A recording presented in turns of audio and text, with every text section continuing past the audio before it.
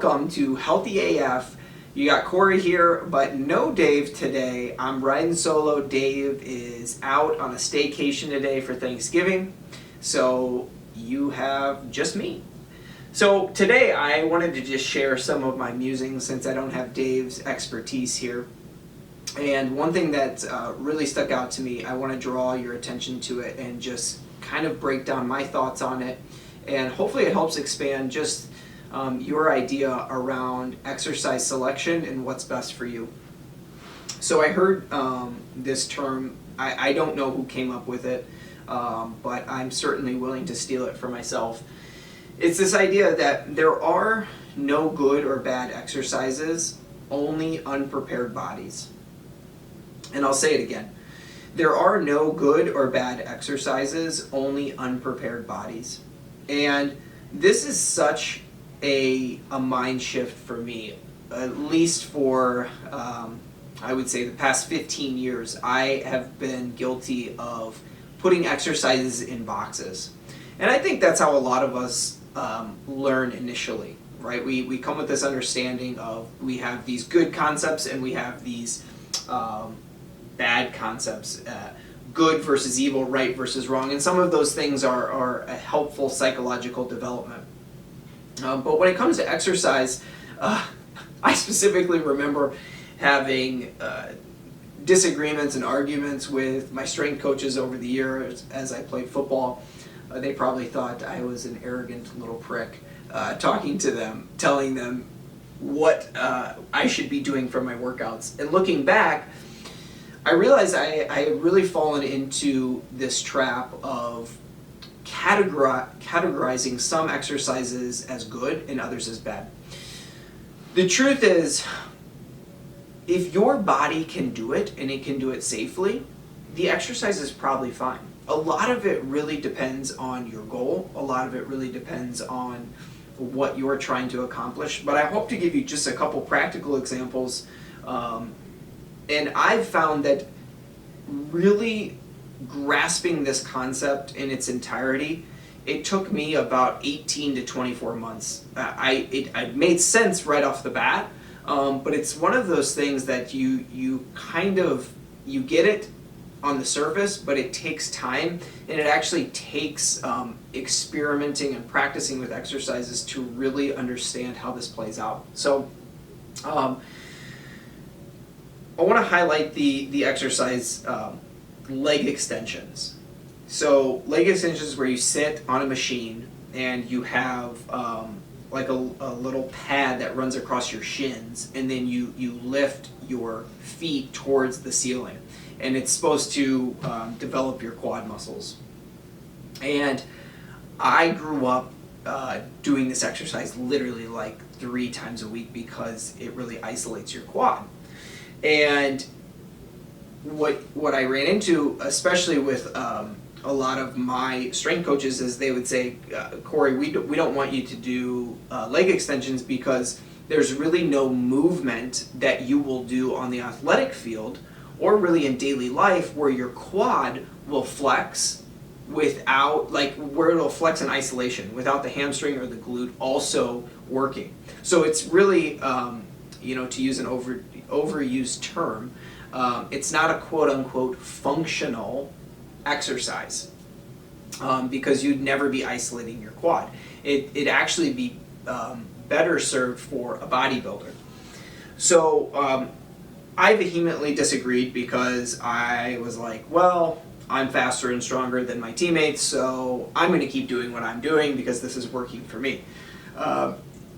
Usually looking at anecdotal evidence is not a great way to decide what's the best thing for exercise selection. It's kind of like when people are like, well, what does LeBron James do for his workouts? And I'm like, not really a great example because LeBron James is probably one of the greatest athletes to ever grace this planet. And for us to make him the norm and develop exercise selection off him is probably unwise. So back to this example, though, of the leg extension. As I started to get into the field and I got educated and I got a grad degree, I realized, okay, maybe leg extensions actually aren't the best thing for me. And my perspective shifted all the way to the point when I started training people, I would never let them do leg extensions because I moved them from the good box to the bad box. And now I sort of chuckle at myself because I use leg extensions again because I realized actually some people it's really hard for them to get their quad to activate in different movements, and the leg extension exercise is a way that we can stimulate quad growth. And so for some individuals, that exercise selection is actually really helpful. And this is just one kind of silly example of how it's not really useful to categorize exercises as good or bad. We have to look at who you are as an individual. Another exercise would be something like the bench press. Bench press is a very useful exercise for some populations, but other populations it's really not useful at all for what they're doing. So when we look at exercise selection, I always start with number one, can you do the exercise safely? Most people would look at a squat and they would say knees coming in and together is not a good thing. However, I would argue if you can control your knees coming in and together, and if your sport requires you to be in that position, perhaps like a hockey goalie, then executing that movement might be appropriate. And that's where something like an assessment, looking at people's individual differences, looking at performance goals are so important. Looking at daily activities, what is necessary for your body and for you individually to do in order for you to really make progress. Now, you might be thinking of different exercises in your head, and a lot of times when I talk with my staff here, I will share this concept, but inevitably, week after week, they'll say things like, well, what do you think about this exercise? And I always chuckle because I say the same thing. It depends. What's your goal? What are you trying to accomplish?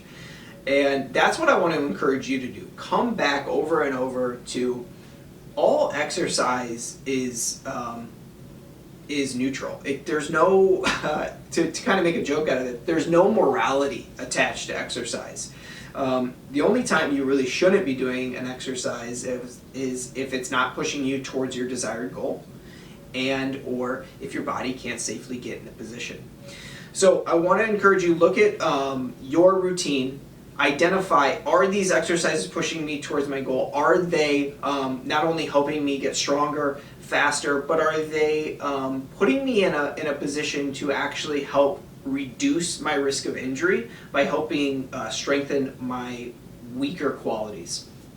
And I think that's going to really help you, and it's not only going to help you, but it's going to open up a wide variety of exercise selection. And when you have more selection to choose from, and you don't have to constantly say, well, this exercise is bad, I really shouldn't do that, or I heard it's bad to have my knees go over my toes, or I heard it's bad to have my elbow move this way. When you can get rid of all of that, you open yourself up to a huge exercise selection library. And like they always say, variety is the spice of life. When you can keep changing things, you can not only keep things interesting, but you can keep stimulating your muscles in new ways. So remember that, guys. There are no good or bad exercises, only unprepared bodies. Is your body prepared to do the exercises that you want to do? Is it prepared to open up to a wide variety of exercises? If you don't know, we can help you with that. Drop in for a free assessment. We're always here to help you and to give you guidance on that. All right, guys, hope that was helpful. And until next time, stay healthy AF.